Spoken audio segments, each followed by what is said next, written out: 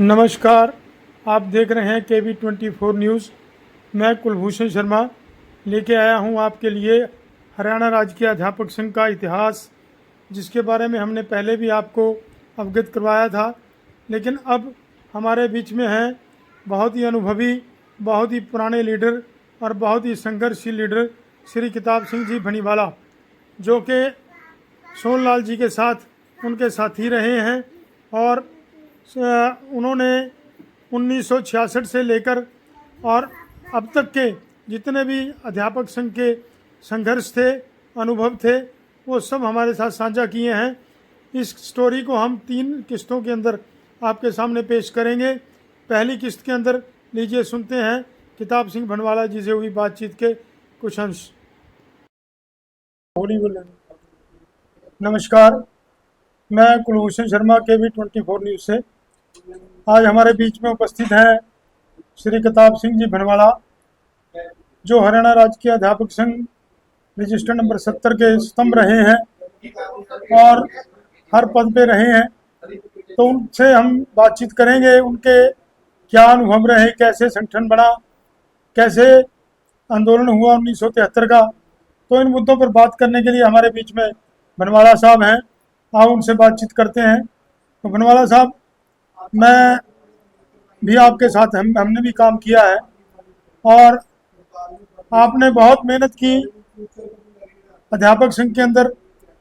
तो मैं सबसे पहले ये जानना चाहूँगा, आपका गांव कौन सा है और आपने कहाँ से शिक्षा प्राप्त की और कौन से सन में आप नौकरी में आए? शर्मा जी, मेरा गांव जींद जिले में शिवाया पांडु मंदिर के पास, और मैंने प्रारंभिक शिक्षा गांव में प्राप्त की। उसके बाद मैट्रिक गवर्नमेंट हाई स्कूल कालवा से, हमारे गांव के नज़दीक ही है। और उसके पश्चात 10वीं करने के पश्चात मैंने हमारे गांव के नज़दीक ही JBT सेंटर था खुआ कोठी, वहाँ मैंने JBT की। 1961 में मैट्रिक की, 1963 में JBT की, और 1963 में JBT करते ही मैं वहीं पर, जहाँ से मैंने मैट्रिक की थी गवर्नमेंट हाई स्कूल कालवा, वहीं पर मैं टीचर लग गया। तो 1963 में आपकी नियुक्ति होगी, तो उस समय महापंजाब था पूरा, क्योंकि हरियाणा 1966 में बना और हिमाचल उसके बाद बना। तो 1966 से पहले क्या स्थिति थी टीचर यूनियंस की, अध्यापक यूनियन की? ये तो आपको पता होगा। 1966 से पहले क्योंकि मैं ज़्यादा इसमें इन्वॉल्व नहीं था, क्योंकि मैंने 63 में सर्विस ज्वाइन करते ही मैंने अगली पढ़ाई शुरू कर दी थी, और 65 में मैंने पहला एग्ज़ाम दिया।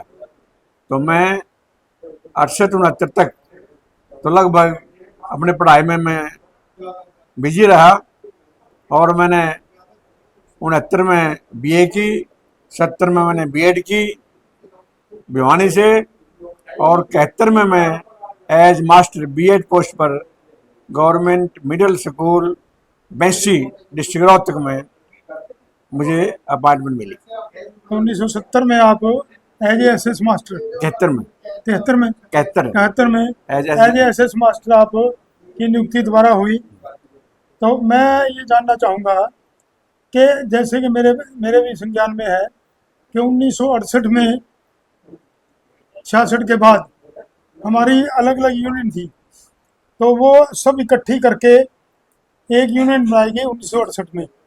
पहले कौन सा कैडर था? प्रोविंशियलाइज्ड कैडर बोलते थे मेरे ख्याल उसको। स्टेट कैडर के टीचर थे, अलग अलग लेवल पे थे। तो वो पोजीशन क्या थी? 1968 से पहले जो अलग अलग यूनियन थी, पर्सनलाइज कैडर की, स्टेट कैडर की, तो कई यूनियन थी। तो उनमें जहाँ तक मुझे याद है, चौधरी तरण सिंह संधू उनके प्रधान होते थे, मदन गोपाल शास्त्री जनरल सेक्रेटरी होते थे। उसके पश्चात 1968 में जब चौधरी बंसीलाल जी मुख्यमंत्री बने, और चौधरी बंसीलाल जी ने अध्यापक विरोधी पॉलिसी DA कट और अध्यापक वर्ग 20 किलोमीटर दूर और मास्टर और हेडमास्टर ऊपर लेवल जिले से बाहर की पॉलिसी बना करके और सारे महकमे में उथल पुथल मचा दी थी, जिससे सभी अध्यापक वर्ग जो है बहुत नाराज हो गया था। और उसके परिणाम स्वरूप ये मांग आई कि भाई इस तरह के जो तानाशाही रवैये को मुकाबला करने के लिए सभी अध्यापक एक झंडे के नीचे आए और 1968 में हरियाणा राज्य अध्यापक संघ रजिस्टर नंबर 70 का गठन हुआ और जिसके पहले प्रधान चौधरी सोनलाल जी बने और जनरल सेक्रेटरी पंडित रामदास शर्मा जी बने। 1968 से ही इन्होंने अपनी पूरा गठन किया, अपने संघ का मजबूती करी और प्रचार किया।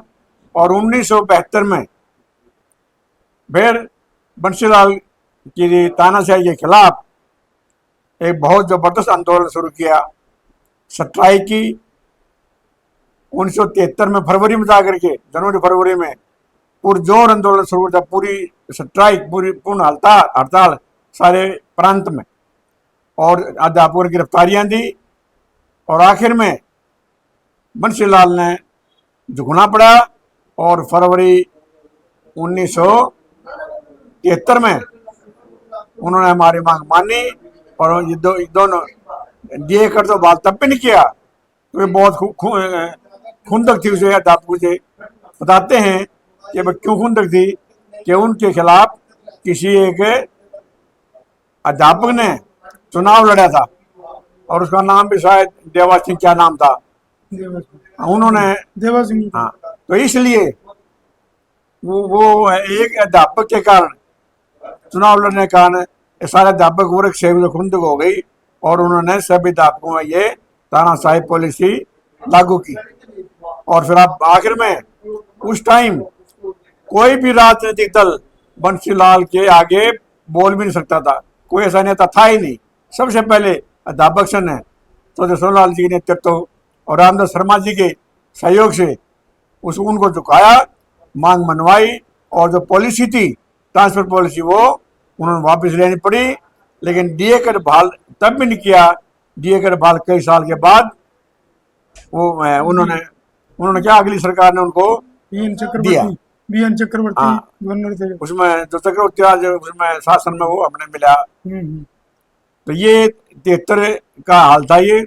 और उसके बाद हमारा जो संगठन है वो लगातार तरक्की करता रहा और 1975 में जब इमरजेंसी लगी तो चौधरी बंशीलाल जी ने और राजनीतिक नेताओं के साथ साथ चौधरी सोनलाल जी प्रधान और रामदास शर्मा को भी जेल में डलवा दिया, क्योंकि वो भी इनको राजनीतिक नेताओं से कम नहीं मानते थे। दो नेता और थे, हाँ, लक्ष्मीचंद और मलिक। हाँ, लक्ष्मीचंद मलिक और एक और पंडित जी थे, क्या नाम था उनका मुझे याद नहीं है। तो ये भी बंशीलाल जी, हाँ, रेशमी चंद्र, ये इनको भी जेल में डाल दिया था।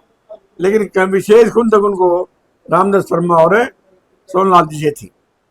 हाँ, बनवाला साहब, आप कैसे संपर्क में आए संगठन के और पहला पद आपने क्या, मतलब क्या शुरू में आप पदाधिकारी बने अध्यापक संघ के? मैं जब जेबीटी पोस्ट पर था तब तक मैं जींद जिले में ही कार्यरत रहा और जब ये पॉलिसी लागू हुई तो मेरा ट्रांसफ़र जुलाने से आगे बॉर्डर पर है, जिंद्रोत्ते के बॉर्डर पर किला जोरगढ़, वहाँ मेरा तबादला हुआ था पॉलिसी के अंतर्गत।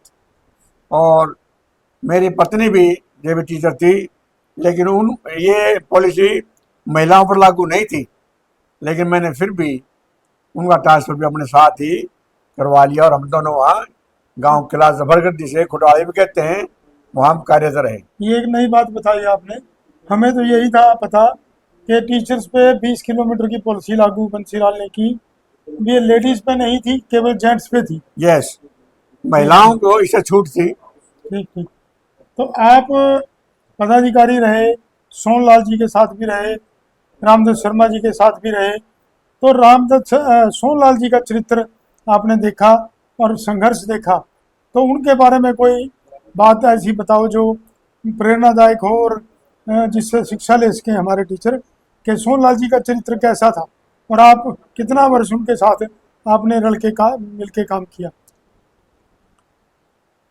1971 में जब मुझे एसएस मास्टर पर नियुक्ति मिली, तो क्योंकि मास्टर का ट्रांसफर जो जिले से बाहर होना था, तो मेरा भी मुझे जींद जिले में नियुक्ति मिलके दूसरे जिले से बाहर मिली, कैमरे की ओर देखिए। जिले से बाहर मिली।